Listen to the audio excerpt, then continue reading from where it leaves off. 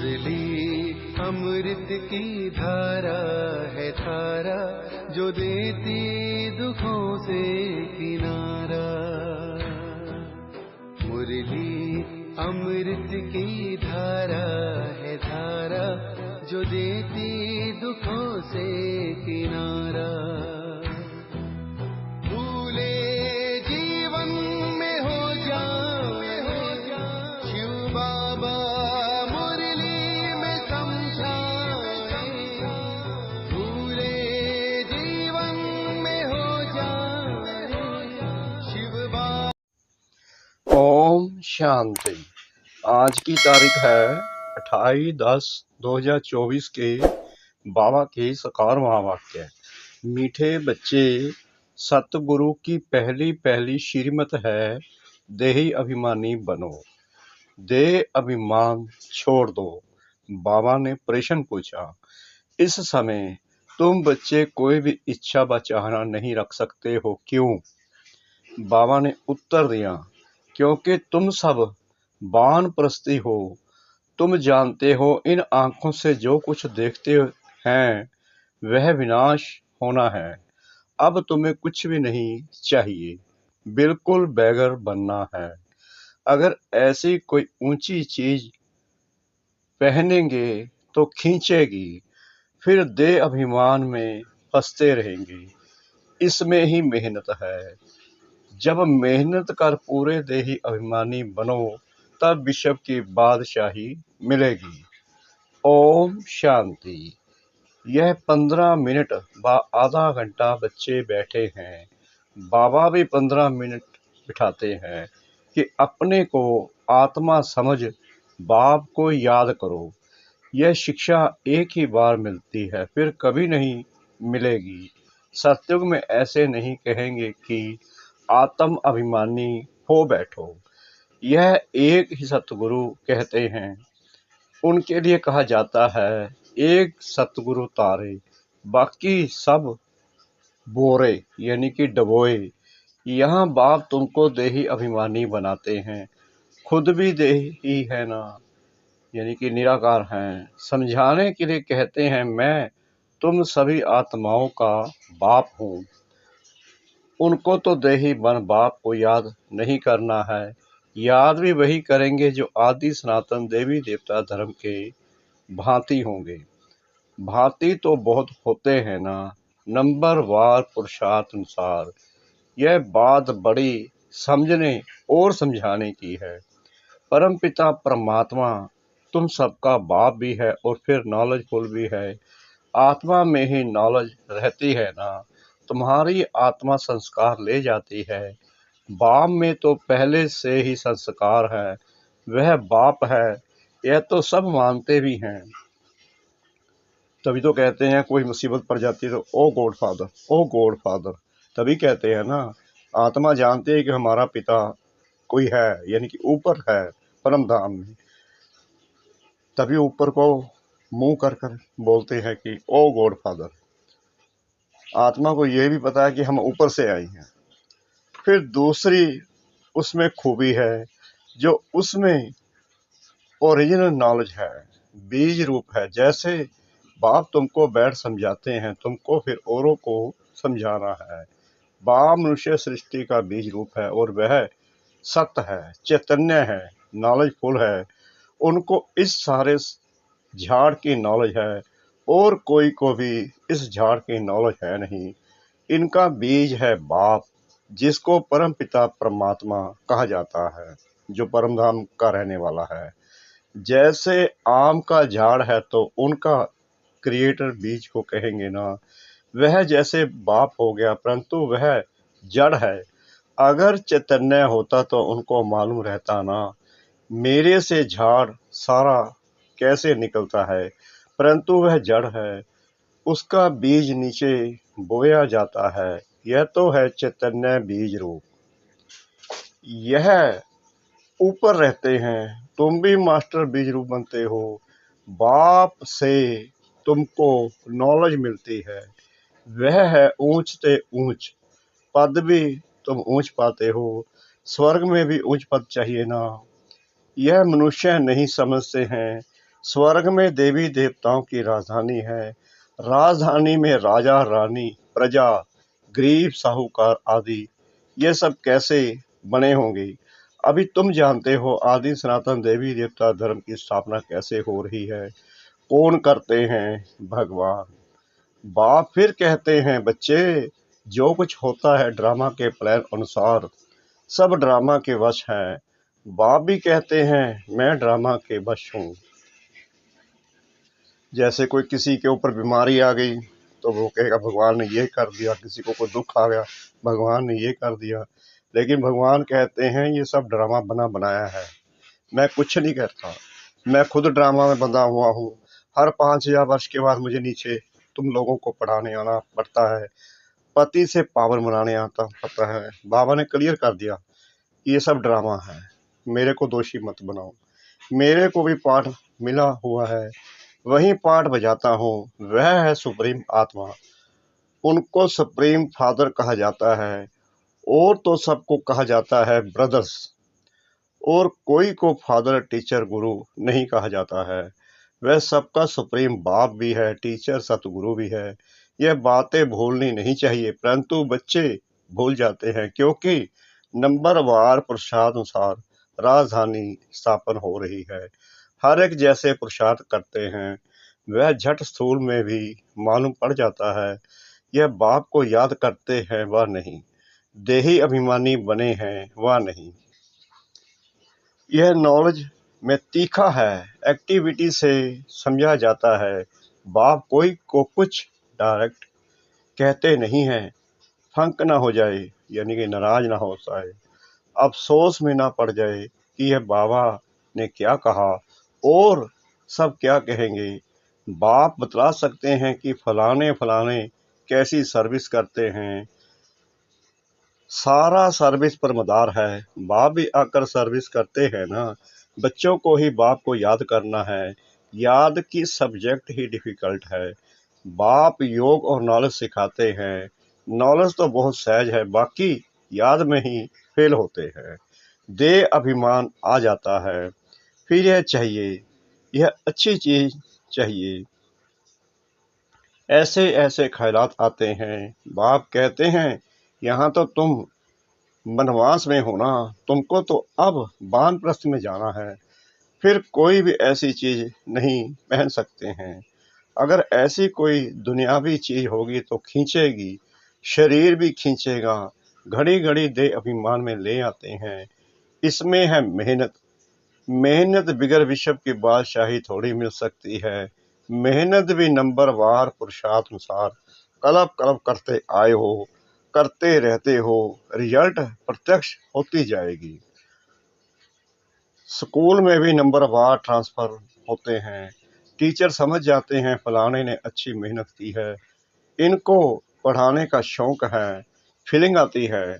उसमें तो एक क्लास से ट्रांसफर हो दूसरे में, फिर तीसरे में आ जाते हैं। यहाँ तो एक ही बार पढ़ना है, आगे चल जितना तुम नजदीक आते जाएंगे उतना सब मालूम पड़ता जाएगा। यह बहुत मेहनत करनी है, जरूर ऊंच पद पाएंगे, यह तो जानते हैं।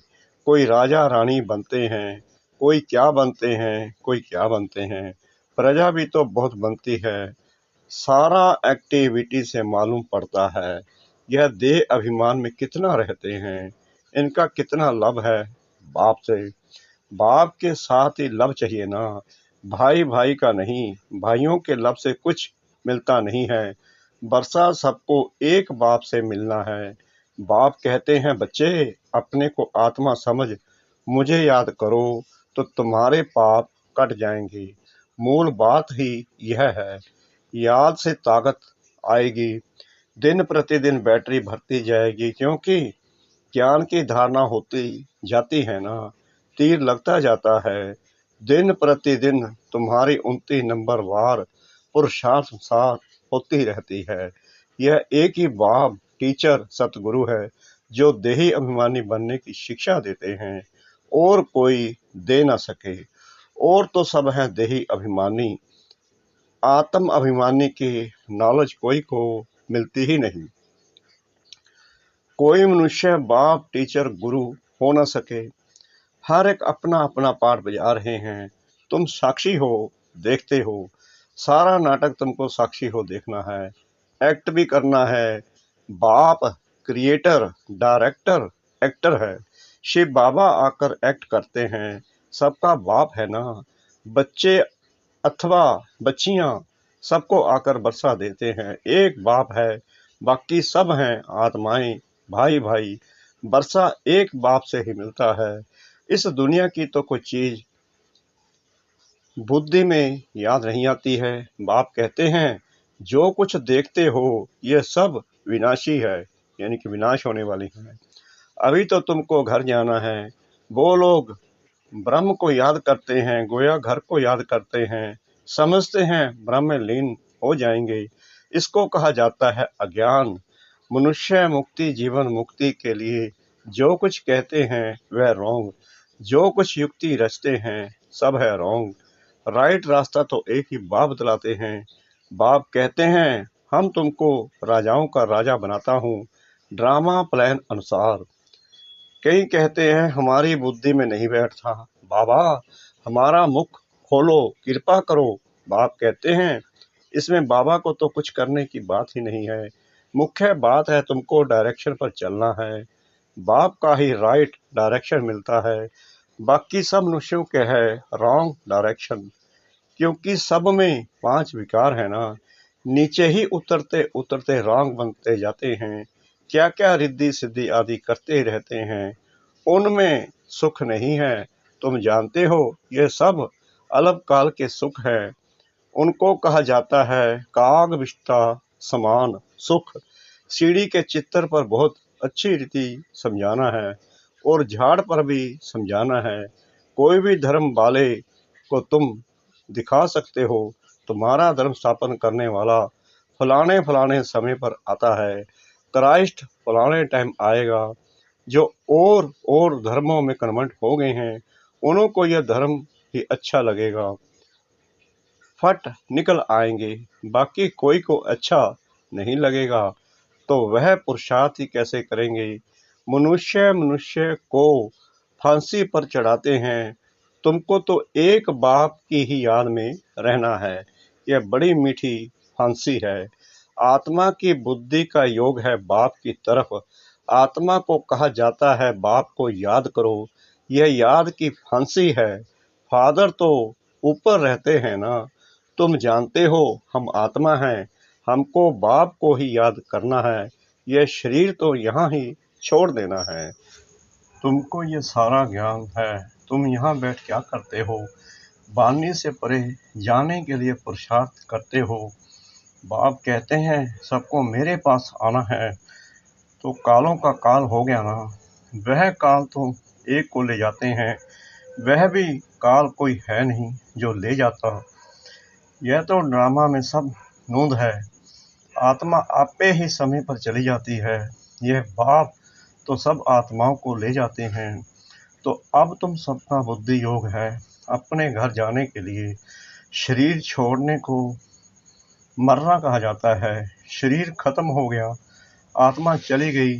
बाप को बुलाते भी इसलिए हैं कि बाबा आकर हमको इस सृष्टि से ले जाओ, क्योंकि दुखी हैं, अतीत हो गए हैं। यहाँ हमको रहना नहीं है। ड्रामा के प्लान अनुसार अब वापस जाना है। कहते हैं बाबा यहाँ अपार दुख हैं, अब यहाँ रहना नहीं है।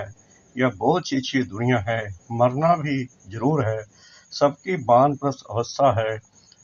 अभी वाणी से परे जाना है। तुमको कोई काल नहीं खाएगा। तुम खुशी से जाते हो। शास्त्र आदि जो भी हैं वह सब भक्ति मार्ग के हैं। यह फिर भी होंगे। ड्रामा की यह बड़ी वंडरफुल बात है। यह टेप, यह घड़ी, जो कुछ इस समय देखते हो वह सब फिर होगा, क्योंकि रिपीट होता ड्रामा। इसमें मूंझने की कोई बात ही नहीं है। वर्ल्ड की हिस्ट्री ज्योग्राफी रिपीट का अर्थ ही है हूबहू रिपीट। जो पहले हुआ वो फिर होगा, मतलब ये। अभी तुम जानते हो हम फिर से 100 देवी देवता बन रहे हैं, वहीं फिर बनेंगे। इसमें जरा भी फर्क नहीं पड़ सकता है। ये सब समझने की बातें हैं। तुम जानते हो वह बेहद का बाप भी है, टीचर सतगुरु भी है। ऐसा कोई मनुष्य हो ना सके। इनको तुम बाबा कहते हो, प्रजापिता ब्रह्मा कहते हो, यह भी कहते हैं मेरे से तुमको वर्षा नहीं मिलेगा। बापू गांधी जी भी प्रजापिता नहीं था ना। बाप कहते हैं इन बातों में तुम मूंझो मत। बोलो हम ब्रह्मा को भगवान व देवता आदि कहते ही नहीं हैं। बाप ने बताया है बहुत जन्मों के अंत में वानप्रस्थ अवस्था में मैं इनमें प्रवेश करता हूँ, सारे विश्व को पावन बनाने के लिए। झाड़ में भी दिखाओ, देखो एकदम पिछाड़ी में खड़ा है। अब तो सब तमो प्रधान जड़ जड़ीभूत अवस्था में है ना, यह भी तमो प्रधान में खड़े हैं। वही फीचर्स है, इसमें बाप प्रवेश कर इनका नाम ब्रह्मा रखते हैं, यानी कि लेखराज बाबा जी का। नहीं तो तुम बताओ ब्रह्मा नाम कहाँ से आया? यह है पतित, वह है पावन। वह पावन देवता ही फिर 84 जन्म ले पतित मनुष्य बनते हैं। यह मनुष्य से देवता बनने वाला है। मनुष्यों को देवता बनाना यह बाप का ही काम है। यह सब बड़ी वंडरफुल समझने की बातें हैं। यह वह बनते हैं सेकंड में, फिर वह 84 जन्म ले यह बनते हैं। इनमें बाप प्रवेश कर बैठ पढ़ाते हैं। तुम भी पढ़ते हो, इनका भी घराना है ना। लक्ष्मी नारायण राधे कृष्ण के मंदिर भी हैं, परंतु यह किसको भी पता नहीं है। राधे कृष्ण पहले प्रिंसेस हैं, जो फिर लक्ष्मी नारायण बनते हैं। यह बैगर टू प्रिंस बनेंगे, प्रिंस सो बैगर बनते हैं। कितनी सहज बात है। 84 जन्मों की कहानी इन दोनों चित्रों में है। यह वह बनते हैं, युगल हैं, इसलिए 4 भुजा देते हैं। प्रवृत्ति मार्ग है ना, एक सतगुरु ही तुम्हें पार ले जाते हैं। बाप कितना अच्छी रीति समझाते हैं। फिर देवी गुण भी चाहिए। स्त्री के लिए पति से पूछो व स्त्री से पति के लिए पूछो तो झट बताएगी इनमें यह खामियां हैं।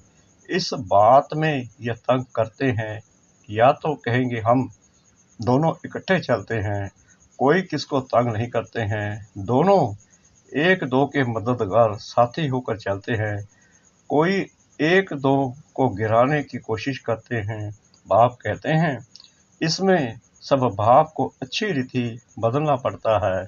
वह सब है आसुरी स्वभाव, देवताओं का होता ही है देवी स्वभाव, यानी कि शांत स्वभाव, मीठा स्वभाव। यह सब तुम जानते हो। असुरों और देवताओं की युद्ध लगी नहीं है। पुरानी दुनिया और नई दुनिया के आपस में मिल कैसे सकते हैं? बाप कहते हैं पास्ट बातें जो होकर गई हैं उनको बैठ लिखा है, उनको कहानियां कहेंगे। त्यौहार आदि सब यहाँ के हैं, द्वापर से लेकर मनाते हैं, सतयुग में नहीं मनाए जाते। यह सब बुद्धि से समझने की बातें हैं। देह अभिमान के कारण बच्चे बहुत बहुत पॉइंट्स भूल जाते हैं। नॉलेज तो सहज है, 7 रोज में सारी नॉलेज धारण हो सकती है। पहले अटेंशन चाहिए याद की यात्रा पर। अच्छा, मीठे मीठे सिकला दे बच्चों प्रति माता पिता बाप दादा का याद प्यार और गुड मॉर्निंग। रूहानी बाप की रूहानी बच्चों को नमस्ते। हम रूहानी बच्चों की रूहानी बाप दादा को श्रद्धा भरी प्रेम भरी नमस्ते। शुक्रिया बाबा, शुक्रिया बाबा, शुक्रिया बाबा, इस मीठी मीठी मीठी मुरली के लिए।